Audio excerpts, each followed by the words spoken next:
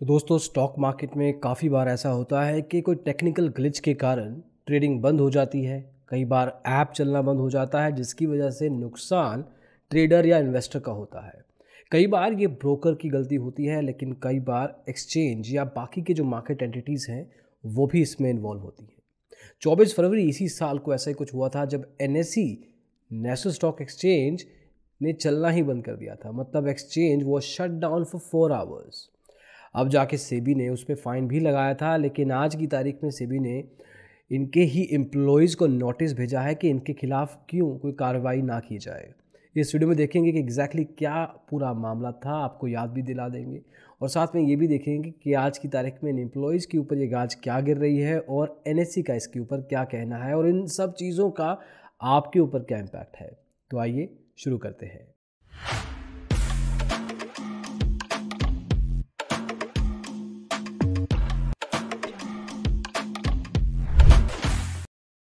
तो दोस्तों 24 फरवरी को करीब 10-11 बजे से लेके दोपहर के 3-4 बजे तक मार्केट नेशनल स्टॉक एक्सचेंज में ट्रेडिंग बंद रही थी। कोई भी ब्रोकर, चाहे वो ज़ेरोडा, एंजल अप स्टॉक्स, पैसा, मोतीलाल, शेर खान, आईएफएल, कोई भी ब्रोकर क्यों ना हो, आपका बड़ा या छोटा, कोई भी ब्रोकर ट्रेडिंग आपको एग्जीक्यूट करने नहीं दे पा रहा था। कई लोगों को लगता था कि ब्रोकर की गलती है। ब्रोकर्स ने ट्वीट्स भी किए कि देखो हमारी गलती नहीं है, लेकिन उस केस में एक्चुअली में गलती एनएससी की थी। अब एनएससी से पूछा गया तो एनएससी का कहना था कि जहाँ पे उनका ऑफिस है मुंबई में, उसके बाहर सड़क पे काम चल रहा था और जो काम कर रहे थे लोग, उन्होंने गलती से उन तारों को काट दिया, उन केबल्स को काट दिया जो सारे एक्सचेंज का कनेक्टिविटी टेलीकॉम के थ्रू करवाती है। मतलब टेलीकॉम कनेक्टिविटी कुछ घंटों के लिए एनएससी का बंद हो गया था। अब देखिए सेबी में प्रावधान रखा हुआ है कि अगर आपका मेन जो सर्वर है, एनएससी का मेन सर्वर मुंबई में है, बीकेसी में है, अगर वो बंद हो जाता है तो आपका चेन्नई का सर्वर साथ के साथ चलना चाहिए। ये लिखा हुआ है कागज़ी, मतलब this is a written sort of a rule. लेकिन उस केस में चेन्नई के बैकअप सर्वर का इस्तेमाल नहीं किया गया and that is the problem SEBI has. अब एनएससी का उस टाइम पे कहना है कि उस समय टेलीकॉम की कनेक्टिविटी कम्प्लीटली शट ऑफ थी, तो पॉसिबिलिटी नहीं थी एक तरीके से बैकअप सर्वर को भी यूज़ करने की। But that can not be the answer.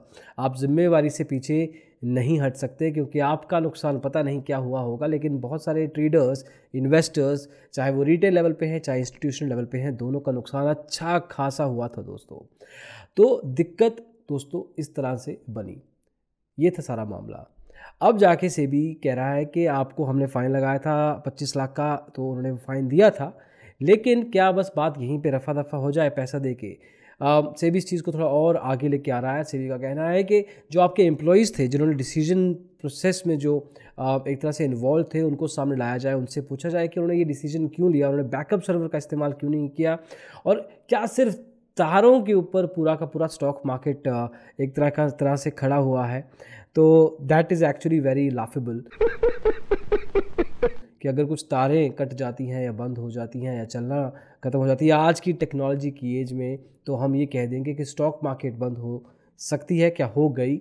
और स्टॉक मार्केट एक ऐसी चीज़ है जो कोरोना के टाइम पे बंद नहीं हुई थी, तो कुछ तारें ही अगर डिसाइड करेंगी कि कंपनीज़ की वैल्यू ऊपर जाएगी या नीचे, और साथ में लोगों का पोर्टफोलियो का क्या होगा, तो दैट इज़ एक्चुअली वेरी पिटी। बहुत हैरानी वाली बात भी दोस्तों ये बनती है। तो अब जाके let's see how it turns out.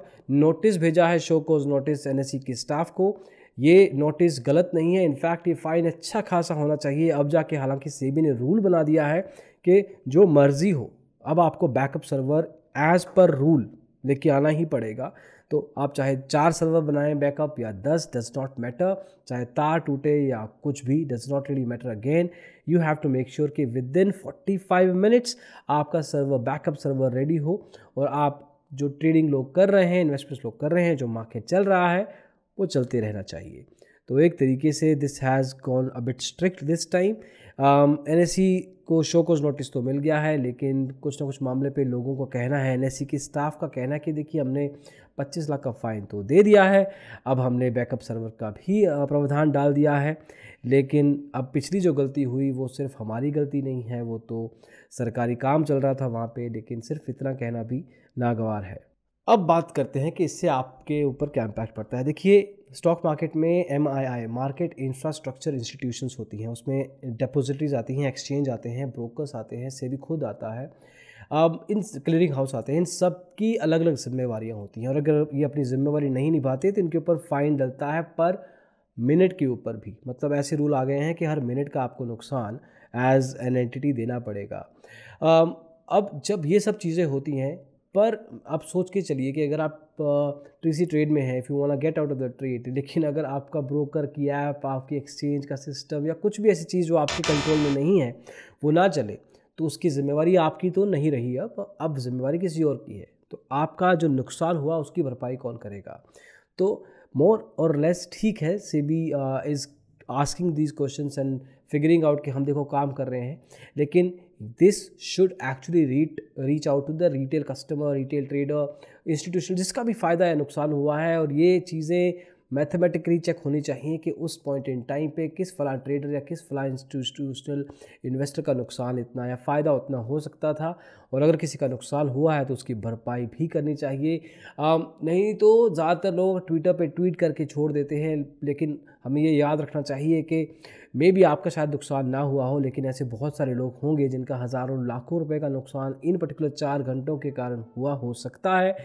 And then that money for those kind of people is a lot of money, and once it's gone because of these kind of issues और उनमें उनकी कोई गलती नहीं थी, तो उसकी भरपाई कौन देगा? अभी इसके बारे में कोई बात नहीं कर रहा।